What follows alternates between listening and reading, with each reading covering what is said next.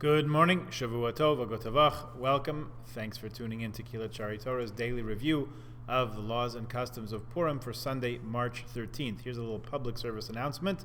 Daylight savings time began at 2 a.m. this morning. If you're watching this on a computer or on your phone or whatever medium, whatever instrument, tool, kli you're using to view this video, please check the time on your computer or phone or watch and compare that with what time you think it actually is. Just make sure that you remember to turn your clocks ahead 1 hour so you're on the right time. So by the time 7 a.m.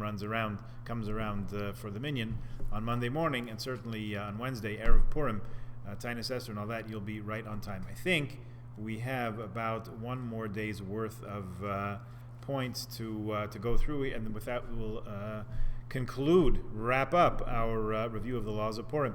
If Purim falls on Sunday, we won't speak about that this year because it doesn't happen. Havdalah after Megillah. Okay, if Purim begins Motzei Shabbos, again, same issue, not pertinent to our calendar this year. Wearing Shabbos clothing, it says that one should wear Shabbos clothing on Purim as you would on any other Yom Tov. It's proper to do that on the eve of Purim as well. The table should be set on Purim and the house should be in order just as you would do for Shabbat. We do light candles at the Purim Suda on Purim day, however, we do not make a bracha lahadlik ner shel Purim, anything like that. There is a custom to wear costumes, which you may be aware of, and there is a little caution in here.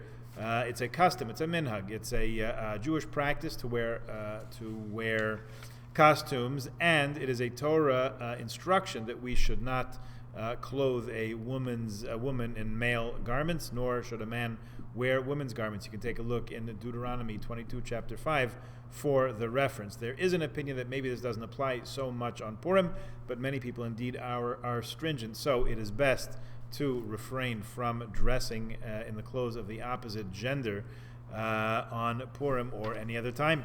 The custom is not to do any unnecessarily involved labor on Purim. There is not a prohibition on Purim as there is on the first and last days of Pesach, on Shavuos, on Sukkot, on Rosh Hashanah, Yom Kippur, or any Shabbat. So we are allowed to do things like construction, gardening, shopping, spending money, and all that. In fact, the sages tell us that one who works on Purim won't necessarily see the bracha from the work that was done on Purim. It's really supposed to be spent rejoicing. One is permitted to do work on Purim if you would experience a loss of money by not doing it. So if something germane to your profession, certainly you can. And of course, permitted to do work for the purpose of mitzvah. Drive to the store, buy some more cookies and grape juice to give out as shalach manas on Purim itself, or things for the Purim Suda. You absolutely can. We are prohibited to fast on Purim unless one is fasting after a bad dream. When fasting after a bad dream, you should break your fast before sunset, so that you don't go the entire day through it with a fast. We're prohibited to eulogize on Purim. However, heaven forbid if that need were to come up, we would speak about it. Differing opinions amongst if you're allowed to take a haircut on Purim. Everyone says, even if Purim is on Erev Shabbos. But the consensus opinion, Kaf HaChaim and others, say that you are allowed to take a haircut from a non-Jewish barber on Purim, if needed. Why not do it ahead of time? Cutting nails on Purim we should not do, but if it's Erev Shabbos you can. It's not that this year. On Purim one should launder only items that are needed on Purim, so the laundry can wait until Thursday.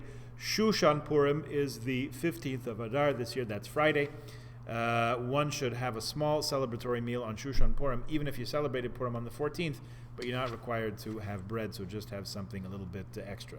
And Purim Katan, that ship has sailed on the 14th and 15th of first Adar, which was just about a month ago, a little bit less shy of a month ago. We did, in fact, in our minyan, omit Tachanun, Lamanatzeach, Keler Chapayim, and those, and we did rejoice a little bit, and hopefully we remembered to have a small celebratory meal on Purim Katan and Shushan Purim Katan, which are those days in Adar Rishon, that if it wouldn't have been a leap year, it would have been actual Purim. Okay, and the joy of Purim should carry us throughout the whole year. It should be good, happy, joyful, peaceful, all good things for everybody, for us, for our community, for the whole world. Thus endeth our review of the laws of Purim. Now we can put it all into practice, starting Wednesday morning with Tainus Esther, through the afternoon, Mincha and Ma'ariv and davening, and with Al Nisim, and listening to the Megillah reading at night and by day also, and doing all the mitzvahs of Purim that we discussed. We will resume tomorrow with our halach conversation of the laws and customs of Pesach, coming up in just over a month's time. Please join us for that. Have a wonderful day and a good week.